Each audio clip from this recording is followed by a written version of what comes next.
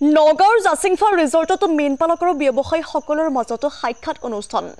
গডৰেজ এগ্ৰভেটৰ দানা ব্যৱহাৰকাৰী প্ৰায় শতাধিক মীনপালক উপস্থিত থাকে সাক্ষাৎ অনুষ্ঠানত। আসাম ফিছ ফিড এণ্টাৰপ্ৰাইজ উদ্যোগৰ দ্বাৰা অনুষ্ঠিত কৰা হয় এই বিশেষ সাক্ষাৎ অনুষ্ঠানৰ। মীন পালনৰ জৰিয়তে অৰ্থনৈতিকভাৱে একোজন ব্যক্তি বা এটা পৰিয়াল কেনেকৈ টনকিয়াল হৈ থাকিব পাৰে তাৰ ওপৰতো আলোচনা কৰা হয়। মীন পালনৰ প্ৰতি আগ্ৰহী বা নতুনকৈ এই বৃত্তিৰ সৈতে জড়িত হৈ পৰা কেইবাজনো নতুন পালকো উপস্থিত থাকে এই অনুষ্ঠানত। গডৰেজ এগ্ৰভেটৰ দানাক অতি উৎকৃষ্ট আৰু মীন পালনৰ বাবে আটাইতকৈ উপযোগী দানা আখ্যা কেইবাজনো মীন পালকৰ। নগাঁও জিলাৰ মীনপালক আৰু দানা বিক্ৰেতা কোম্পানী গডৰেজ এগ্ৰভেটৰ মাজৰ সুসম্পৰ্ক বজাই ৰখাৰ বাবেই এই বিশেষ সাক্ষাৎ অনুষ্ঠানৰ আয়োজন।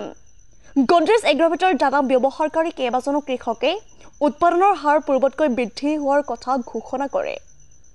অসমৰ বিভিন্ন প্ৰান্তৰ প্ৰায় শতাধিক মীনপালকৰ মাজৰ পৰা অধিক বিক্ৰী কৰা সকলকো একোটাকৈ এচি অভেন আৰু অন্যান্য সামগ্ৰী উপহাৰ দিয়ে কোম্পানীৰ ফালৰ পৰা। নগৰৰ পৰা বিফুটি বৰাৰ ৰিপৰ্ট ইছা 24x7।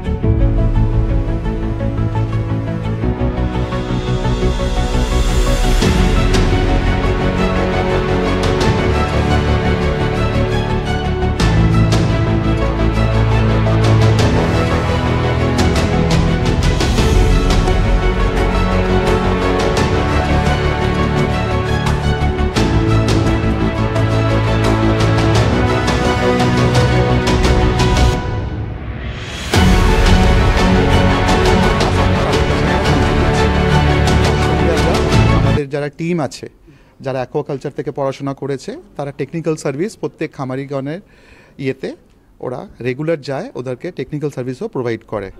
আমাদের গোদরেজ কোম্পানি প্রথম থেকেই আমরা 1897 সাল থেকে শুরু করেছি, 127 বছর আমাদের পূর্ণ হয়েছে। এর কিন্তু সাকসেসের পেছনে কারণ হচ্ছে আমাদের কোয়ালিটি। এই কোয়ালিটিটিকে আমরা ধরে রেখেছি আর সায়েন্টিফিক ওয়েতে যেটা আমাদের মাছ চাষের জন্য সায়েন্টিফিক ওয়েতে যেটা দরকার নিউট্রিশন সেইটা আমরা এই ফিডের মধ্যে দিয়েছি। এইটা মাছের ভালো গ্রোথের জন্যে, তার ভালো স্বাস্থ্যর জন্যে, আর যাতে সার্ভাইভাল ভালো থাকে আর সবভাবে সেফ, সব রকমের কোয়ালিটি টেস্ট করে এই ফিডটা আমরা মার্কেটে দিই। আর খামারিরা যারা এই ফিডটা নিয়ে চাষ করেছে তারা কিন্তু সবাই লাভান্বিত হয়েছে।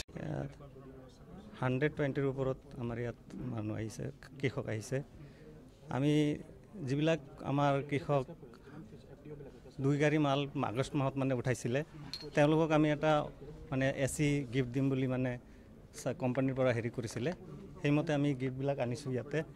আৰু যিবিলাক ডিলাৰ, আমাৰ ডিলাৰ আছে সৰু সৰু ডিলাৰ, তেওঁলোকে চাব ডিলাৰবিলাক, তেওঁলোকে মানে 4 গাড়ী মাল যোনে আগষ্ট মাহত উঠাইছে তেওঁলোকক আমি এটা 1 টনৰ এচি এনেকুৱা আমি প্ৰাইচ ৰাখিছোঁ। সেই প্ৰাইচ ডিষ্ট্ৰিবিউশ্যনৰ কাৰণে আজি আমি ইয়াত সমবেত হৈছোঁ। সৰ্বাধিক আমাৰ নগাঁও ডিষ্ট্ৰিক্টৰে আছে আৰু আপাৰ আসামৰো আছে, লোৱাৰ আসামৰ আহি একচুয়ালি এখানকার চাষি বহু একচুয়ালি উপকৃত হয়েছেন। এখন নর্মালি চাষি যে একচুয়ালি 1 মাসে খায়, একচুয়ালি যখন নর্মালি চাষি 200 গ্রাম স্টক করে, 200 গ্রাম নর্মালি 3 থেকে 4 গ্রাম গ্রোথ পান। কিন্তু সুপার গোল্ড ইউজ করার পরে চাষি দিনে প্রায় 5 থেকে 6 গ্রাম বৃদ্ধি পেয়েছেন। বর্ষতে এক একজন চাষি 2 থেকে 3 বার চাষ করেছেন সুপার গোল্ড ইউজ করে। এখন যে কাছাকাছি আসামে আপনার বরপেটা থেকে শুরু করে আপনার হাইলাকান্দি পর্যন্ত, নাহলে মোস্টলি অ্যাকচুয়ালি আপনার মরিগাঁও নোয়াগাঁওতে ডিস্ট্রিক্টে সবাই যে চাষি গডরেজ সুপার গোল্ড ইউজ করেন সবাই কিন্তু খুশি, সবাই কিন্তু লাভবান। আর সবার এবছর বি চাষ করার জন্য অ্যাকচুয়ালি উদ্যোগ নিয়েছেন। ফিছ ফিডটো ভালেই, এইটো ভাল, আমি উপকৃত হৈছোঁ। আৰু মই 45 বিঘা মাটিত মাছ পালন কৰিছোঁ।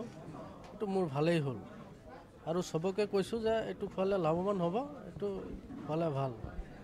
বস্তুটো ভাল পাইছোঁ আমি ধৰক এই বছৰ, যোৱা বছৰ ফাৰ্ষ্ট ওলাইছে, এই বছৰ ছেকেণ্ড কিস্তি আমি বনাইছোঁ যে ছেকেণ্ড কিস্তি খুব লাভৱান হৈছোঁ।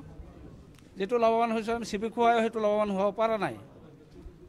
ধৰক আমাৰ 10 বিঘা মাটি এটা পিছাৰি বনাইছিলোঁ যে সেইটো পিছাৰিত আপোনাৰ 100 কুইণ্টলৰ ওপৰত মাছ হ'ল। সেই হিচাপে এইটো দ্বাৰা আমাৰ